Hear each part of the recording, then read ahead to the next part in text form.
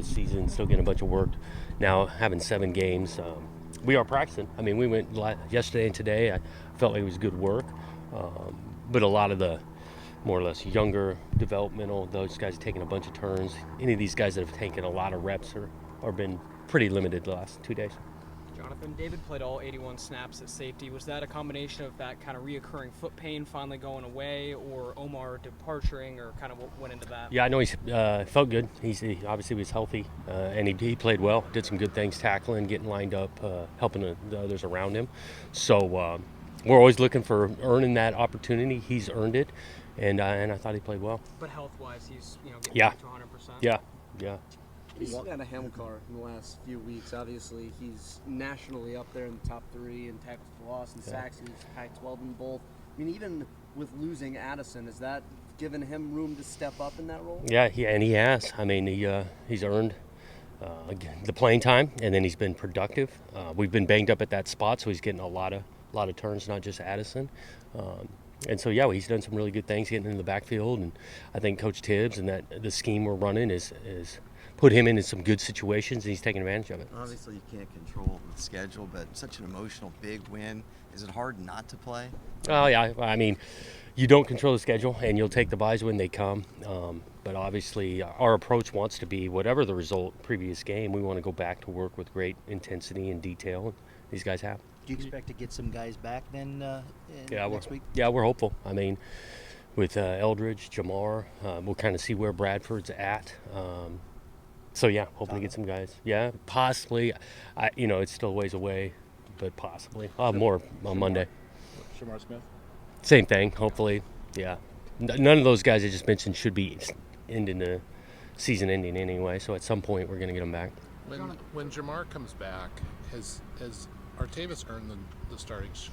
I mean, he's earned, and he's played well. Again, we're always trying to play multiple backs. So, like, even with Jamar down, BJ's getting some carries, and I can see that mix. And we'll decide on who actually starts the game. But, again, we rotate those guys a bunch.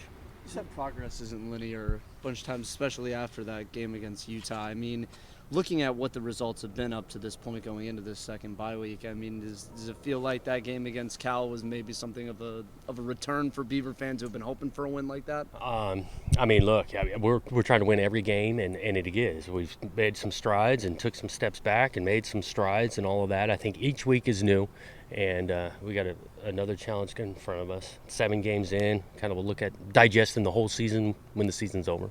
Can you talk about the evolution of Riley Sharp? And I mean, obviously he had a big impact in the game. He did. He's been working, and again, injury and some of it just his practice habits. He's earned those reps, and he was productive in this last game. And so, really pleased with his progress from week 1 to week 7.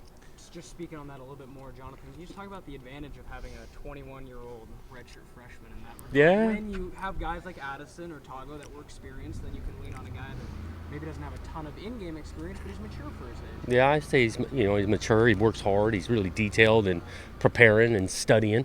Like I said, he's earned the right to play, and he was really productive and played well this last game. Is Everett your kicker now on extra points and field goals, or is that a week to week? At this point, week to week. But he's he made 3 extra points. So that was great. We'd love to have given him opportunity, but I thought that was a huge part of the game. Is you look at the red zone; those guys were really good on defense, and we went 3 for 3 touchdowns down there. It's a huge difference.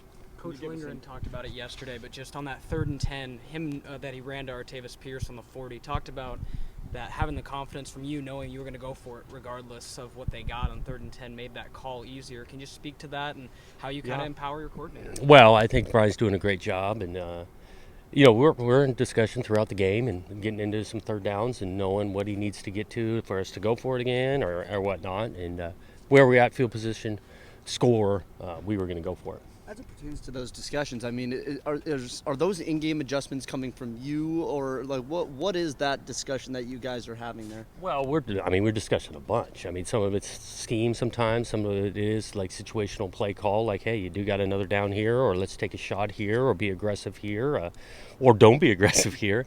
So we're always talking throughout the game. So are you ever taking a play call from him? No. Saying we're doing this, or is no, not. He calls the plays. I'll throw some suggestions his way, just like the whole offensive staff does. But he makes some calls. I just tell him if we're going to go for it on fourth down. To see 9 sacks, 14 tackles for loss, or whatever the final numbers were, and you watch the tape, what's the difference in this defense in 2019? Well, I just think that he came out with a great mentality to attack in this game. Again, we weren't perfect. I mean, there's things we got to contain the quarterback better. The guy rushed for 100 yards. But I do think that we played an aggressive style in that game, which was the game plan Tibbs put together. And these guys went out and executed it. Can you give us an early look at Arizona, what you think of the Wildcats? Yeah, I mean, I think they're explosive on offense. They can throw it and run it, which is it's dangerous to play against. I think defensively they do a good job on the scheme in. They give you a lot of different looks. So we're early in the prep for those guys, but I know they'll be a challenge. How big was a win like this just for what these guys kind of were morale-wise after Utah and knowing that there's, you take that step back, but all of a sudden you take a 2-step forward kind of game with a win here. I mean, what does that do not only for the recruits that you're trying to pitch on a vision here that things are going to improve, but also to your guys that are currently here and kind of preaching stay the course because it is going to get better? Yeah, that part helps of getting blown out and then being able to respond the next week on the road and get on the right side of the scoreboard. I think it just speaks to a lot of what our players are doing. They're working at it, and they're trying to be in a constant state of improvement. And so that was huge for us. Are you trying to grow up here? No. Are you going out to high school games this weekend? Friday I will. Yeah. Okay.